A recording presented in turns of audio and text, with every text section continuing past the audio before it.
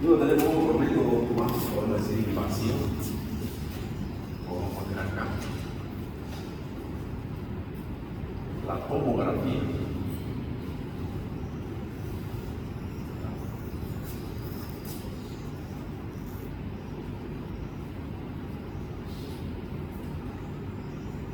En su variable que usamos más nosotros, que es la angiotomografía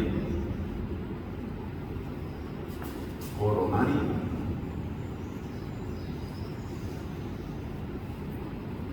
Dentro de la tomografía vamos a trabajar con contraste, sin contraste, pero lo que nosotros más utilizamos es la angiotomografía coronaria dentro de la tomografía.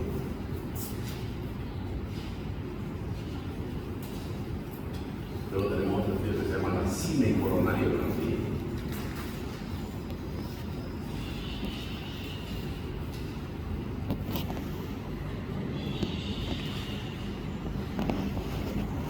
La cinecoronariografía la que conoce popularmente por el cateterismo cardíaco.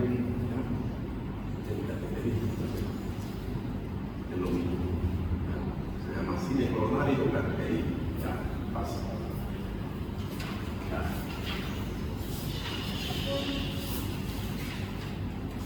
Luego tenemos otro método bastante frecuente que es el estudio electrofisiológico. Estudio electrofisiológico.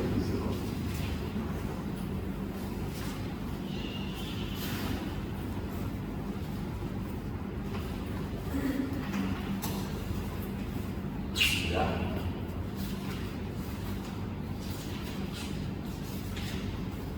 Entonces, fíjense, podemos poner como acá el laboratorio laboratorial, que son laboratorios comunes.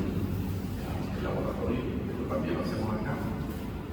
Aquí tenemos marcadores cardíacos, ya lo vimos en forma de batería en infarto. Marcadores cardíacos.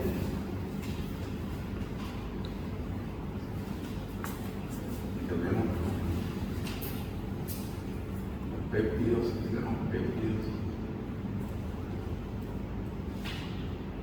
natriuréticos, así se llama. El sodio, péptidos natriuréticos.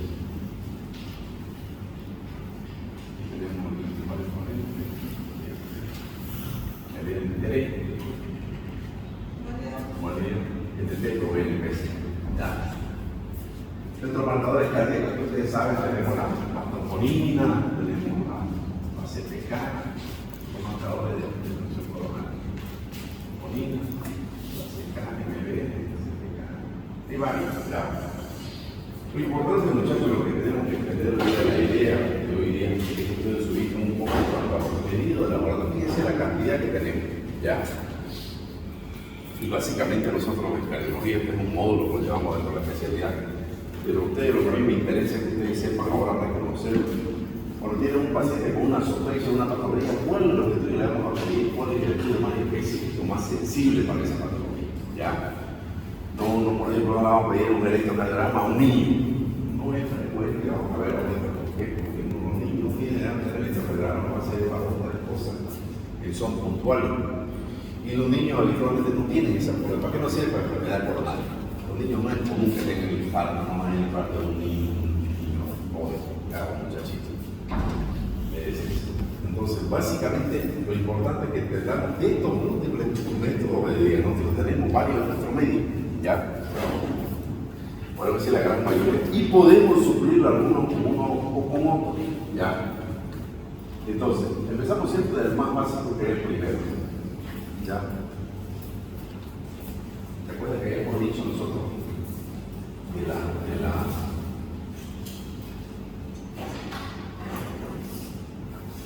patología, de la cosa más común, siempre hablamos de cardiopatía, hablamos de cardiopatía.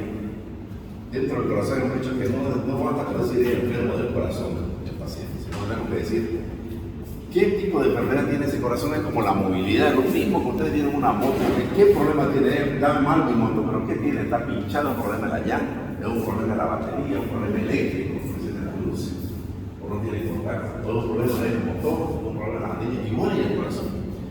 El corazón tenemos que definir qué tipo de patología tiene el paciente, si es un problema del músculo, es un problema del sistema de conducción, es un problema de la coronaria, es un problema de la válvula. ¿Dónde está el problema? Para esa sospecha vamos a utilizar diferentes metodologías, ¿no? ¿Ya? La idea de hoy día, muchachos, que yo me levanto para que ustedes aprendan bien cuáles son los principales textos que vamos a pedir, lo que ustedes pueden pedir como médico. Eso es el primer labor en la consulta de la emergencia o del paciente cardíaco. ¿Ya? El primer método es la radiografía. Siempre piden la radiografía, el paciente pide la póster anterior, que es la común, la radiografía de tórax PA, que se llama la póster anterior, y siempre piden lateral izquierda, siempre se le dice el par. ¿Ya? No es común, nosotros a veces por una cuestión económica, por una cuestión del hospital, vamos a hablar de los bolsillos del hospital, a veces pedimos radiografía toda de frente. Tiene que pedir el frente, o sea, PA y lateral izquierda, siempre. ¿Ya? Esa es la manera correcta de pedir una radiografía. Porque de frente estamos mirando lo que hay, ¿ya? Si ustedes me ven de frente, me ven a mí en una radiografía, pero no saben qué hay acá atrás al costado. Tienen ese ejemplo, puede tener un tumor detrás del corazón, un tumor detrás de los pulmones y no verlo. Entonces por eso tiene que pedir una lateral para mirarlo en dos dimensiones. ¿Ya? Entonces siempre pide una radiografía, de tórax, PA, que es póster anterior y lateral izquierda, para mirar del lado algunas anormalidades que vamos a ver ahora. ¿Qué es lo que vamos a ver en la radiografía? En la radiografía entonces primero vemos el tamaño, la silueta cardiovascular. Eso es. ¿Ustedes llevaron rayos todavía? ¿O llevan este año, pero no? ¿O no? ¿Ya llevaron?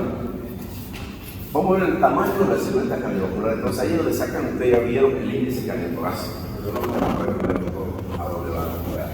El índice cardiotorácico es lo que nos saca en relación dentro del tórax. ¿De cuánto de ese tórax ocupa el corazón? ¿Ya? El tórax total, no sé si le enseñaron, pero estaban en la práctica, lo van a ver en una radiografía. Nos va a indicar si el índice cardiotorácico es mayor de 0,50, quiere decir que el corazón está grande. ¿Ya? El índice cardiotorácico puede ser mayor de 0,50, y eso se saca en medida, lo hacen los radiólogos habitualmente. Pero ustedes tienen que darse cuenta, con ver una radiografía nos damos cuenta si está aumentado o no. ¿Ya? O sea, el corazón nunca debe ser más de la mitad del tórax. Nunca. Por eso dice el índice cardiotorácico menos de 0,50. ¿Ya? O sea, debe ser menos largo. Si usted ve una radiografía de tórax común, debe ser siempre menos. Entonces, una radiografía de tórax nos va a servir para ver el tamaño del corazón, es lo primero que tenemos. ¿Ya? El tamaño del corazón. Y también nos sirve. ¿Qué podemos ver ahí? Podemos ver el tamaño del corazón, podemos ver otra cosa, tenemos que ver en el botón. Si el paciente tiene una dilatación aneurisma, pero no va a deformar o no, eso lo vamos a ver. Otra cosa que vamos a ver es la aurícula izquierda. En la radiografía podemos ver el agrandamiento de la aurícula izquierda. ¿Ya? Eso lo vamos a ver fácilmente. Vamos a verlo en una radiografía comúnmente, una imagen lateral, vamos a ver. Vamos a dar cuenta si el paciente tiene un crecimiento de la aurícula. No si está chica o no se está normal, pero si está crecida, sí, como se quiere un buen trabajo. Y para ver lógicamente también el crecimiento de la aurícula derecha, también nos sirve. Y el tamaño del ventrículo izquierdo y del ventrículo derecho. Eso es lo que vamos a ver en grandes términos generales en una radiografía. El tamaño del corazón, o sea, la silueta cardiovascular, si está grande, está chica. Tiene un crecimiento en la aurícula izquierda o en la derecha. ¿Ya? Y se está entre el ventrículo izquierdo y el ventrículo derecho también grande, eso se ve en una radiografía reflexional. ¿Ya? Me imagino que algo le está resultando eso en una radiografía. Vemos tres arcos, arco superior, arco medio, arco inferior, al lado izquierdo y al lado derecho. ¿Ya? Pero básicamente, para eso no sirve una radiografía. O sea que una valoración de un paciente cardíaco, si ustedes sospechan que ese paciente puede tener un problema cardiovascular, estamos más grande el tamaño del corazón, como es la enfermedad de Chagas, por ejemplo, para ver si tiene un tamaño del corazón dilatado, no va a servir. ¿Ya? Si pensamos que tiene una aneurisma de aorta y está deformado el botón aórtico, lo vamos a ver si no va a servir. ¿Ya? O también nos puede servir para diagnosticar cuando todo esto está alterado una insuficiencia cardíaca. Ahí vamos a ver el corazón grande, vamos a ver los problemas de líquido, o sea, no va a servir para eso. ¿Ya? Entonces usted acostúmbrese a todo paciente cardíaco que sospeche de una enfermedad cardiovascular, siempre el primer estudio y convencional tiene que ser una radiografía. Ya, no está mal, está bien que tiene una radiografía. Si es un niño, está bien. Vamos a ver si el corazón está grande, está chico. Si es un adulto, lo mismo. Ya. Esto nos da una buena expectativa en cuanto al tamaño cardiovascular de la salud de la cardíaca. Y lógicamente, aquí estamos hablando de la parte cardíaca, nos va a servir para ver si tiene un tumor en el intestino, si tiene una neumonía, si tiene una bronconeumonía o otra cosa pulmonar. Nos va a servir también para eso. ¿Ya? Pero entonces, el primer estudio que siempre nosotros, yo les recomiendo, muchachos, tenemos en todos los lugares, en todos los medios, que piden una radiografía, porque eso lo podemos hacer en todos los lugares. ¿Ya? Ustedes están examinados, San Joaquín, Marrano, no sé qué quieren usar, ahí es por ahí. Y eso nos da una buena silueta, un buen dato para decirnos el paciente está en insuficiencia cardíaca rectal. Si está en insuficiencia cardíaca, vamos a ver derrames pleurales, el corazón grande. Quiero decir, una radiografía de nuestro corazón chico, ya tenemos que no descartarla, pero sí pensar que puede no ser una insuficiencia cardíaca. ¿Ya? Entonces, partimos. Primer estudio siempre radiografía a todos los pacientes, de preferencia. Incluso un paciente que viene con disnea, con falta de aire, para ver si está pidiendo una radiografía, ¿para qué? Para ver por el mundo. Si el paciente tiene una neumonía, entonces ya sabemos que es por eso que se cansa, ¿no? Por el corazón. No solamente vamos a ver el tamaño del corazón, vamos a ver el mundo, otros órganos peritoniales. ¿Ya? Entonces, el primer estudio que siempre hay que hacerlo, sí, mira una radiografía siempre. El segundo estudio que siempre pedimos habitualmente a los cardíacos, que es de rutina, lo pedimos es el electrocardiograma. ¿Ya? El electrocardiograma, ustedes saben que ya lo vimos con el próximo tema que venimos, que son tres clases, nada más que el electro. ¿Ya? El electrocardiograma, vamos a ver un estudio bastante dirigido hacia la cardiología.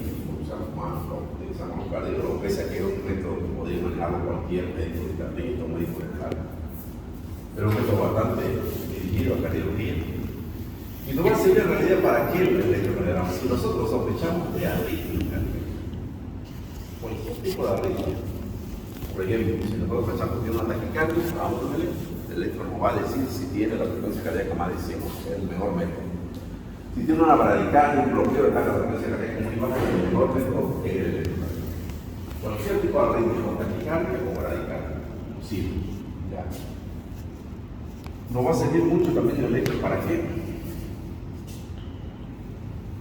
Para ver lesiones coronarias o infartos. Es un buen momento para el infarto, es bastante sencillo. ¿Ya? Si nosotros sospechamos que un paciente tiene un dolor de pecho, sospechamos que supimos como el dolor de pecho, la característica que tiene falta de líquido, pensamos que puede tener un infarto.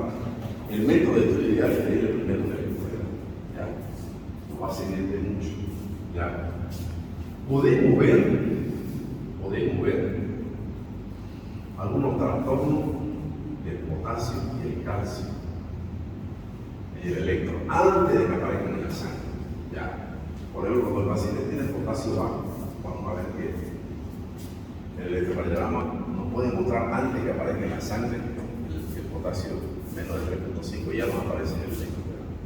O cuando tiene un potasio alto también nos aparece. Es un buen método para ver iones. ¿Ya? Indirectamente, o sea, menos específico podemos decir, para ver crecimiento de cavidad. No es un método específico pero nos sirve para ver, por ejemplo, el crecimiento de la aurícula izquierda. ¿Podemos verlo? Sí, podemos verlo. Si es que está muy crecido. Si no está tan crecido, no lo vamos a ver. El crecimiento de la aurícula derecha, ¿podemos verlo? Podemos ver. La sobrecarga del crecimiento de la aurícula izquierda, en las cuatro cavidades auriculares lo podemos ver en el electro indirectamente, no en el método de elección. ¿Ya? Pero nos puede servir. ¿Ya? Básicamente, muchachos, para esto nos sirve el electrocardiograma. ¿Ya? Para ver si tiene arritmia cardíaca, entre las arritmias de taquicardia, bradicardia, bloqueo, los controles de marcapaso andan muy bien en el electrocardiograma. ¿Ya? Entonces, para eso pedimos. Pero fíjense, muchachos, aquí ya tiene que basarnos una cosa. El electro y la radiografía son métodos no invasivos y lo tenemos en todos los lugares. Entonces, ustedes siempre con una evaluación completa. Yo tuve la oportunidad de estar en un lugar donde teníamos muchas cosas, todos los métodos de la calle, pero no se concebía una valoración del cardiólogo sin dos cosas: un electrocardiograma y una radiografía. Con eso ustedes pueden hacer un excelente diálogo, con esas dos cosas. Y lógicamente, más del 50% de la historia clínica decimos que el examen físico y la historia clínica. ¿Ya? Un buen examen físico, una radiografía y un electro es fundamental para hacer diálogo. Con estas dos cosas, muchachos, que tenemos en nuestro medio. Y nosotros ya los médicos en general, que no son especialistas internos o médicos generales, cuando nos llaman para valorar a un paciente, ¿qué nos piden? Un electro y una radiografía. Y si no lo tenemos para una valoración, nosotros tenemos la radiografía y el electro. En términos generales, muchachos, la radiografía nos va a mostrar el tamaño, la anatomía del corazón. Y el electrocardiograma cómo funciona el corazón. Si tiene arriba una prueba funcional. ¿Ya? Entonces, podemos ver, no todo, pero sí podemos ver muchas cosas. Aparte, ya le vamos a hacer una pregunta al examen físico al paciente.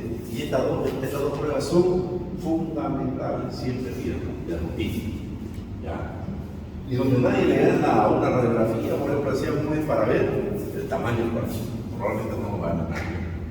Nadie le va a ganar al electro de arritmia, bloqueo, infarto. No hay ningún método diagnóstico más rápido y más seguro que el electro. ¿Ya? Entonces, estas dos pruebas, radiografía y electrocardiograma, siempre quieren hacer una valoración, pidan. ¿Ya? Entonces, al cardiólogo ustedes se lo mandan o le piden la consulta al cardiólogo ya con todo. ¿Ya? Luego tenemos otra prueba que es la ergometría, la PET, que se llama. La PET, o prueba ergométrica graduada, o también se llama prueba de esfuerzo, o también se llama la ergometría básicamente que le dice la gente, ¿no? La mayoría de la gente le dice prueba de esfuerzo o prueba ergométrica.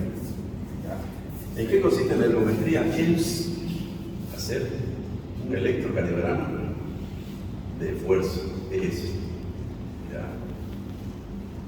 Es un electrocardiograma en el esfuerzo físico del paciente. Porque no se olviden que el electro lo hacen en un paciente que está echado, se da en reposo. Y ese paciente lo dice, no, todavía no es el pecho cuando yo corro, cuando camino. Entonces, para eso hacemos la prueba ergométrica graduada. ¿Ya? Entonces, ¿qué consiste la prueba ergométrica? Hay dos maneras. ¿Ya? Una es sobre una banda sin fin, que es la portadora, ustedes conocen vulgarmente el transmitter. ¿Ya? Cuando uno corre con los cables conectados del electrocardiograma. Y hay unos programas que ya tienen establecidos, lo dice, por ejemplo, de acuerdo a la edad que se maneja eso. ¿Ya? Por ejemplo, ustedes tienen 20 años. Se le programa, la ergometría se hace 3 minutos por fase, 3 minutos por fase. Y son 4 fases o 5 fases. O sea, por ejemplo, tiene 20 años, por así decirlo, cualquiera de ustedes que tienen 20 años, 20 años, 21. El programa ya le dice en el mismo rodado, metemos su peso, no le interesa tanto el peso, sí la edad. Por ejemplo, tiene 20, por ejemplo. Tiene que llegar a 160, 180 latidos por minuto para ver cómo funciona ese corazón. Con eso, que es el máximo esfuerzo que puede hacer una persona de 20 años, por así decirlo. Entonces la máquina misma se va programando y empieza. En la etapa quinta es la última etapa y la primera etapa, que son, como decía, cada etapa tiene 3 minutos. Empieza, por ejemplo, hace correr a 3 millas por hora. 3 minutos. Inmediatamente la misma máquina va aumentando, se sube a 6 millas por hora. Después 12 millas por hora. Y mientras se va viendo el electrocardiograma. Y ahí se ve realmente el esfuerzo físico, cuánto de resistencia tiene ese corazón, cómo está ese corazón. Es un electro, igual que el electro, sí, pero durante el esfuerzo físico. ¿Ya? Eso es importante.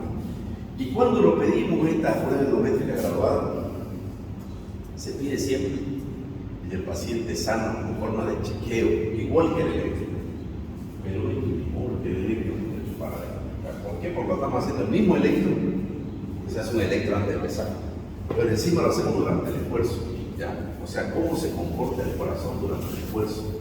Porque muchos pacientes cardíacos que van a ver, pues, están chalitos, cuando están sentados echados. El problema es cuando corren, cuando caminan, ¿no?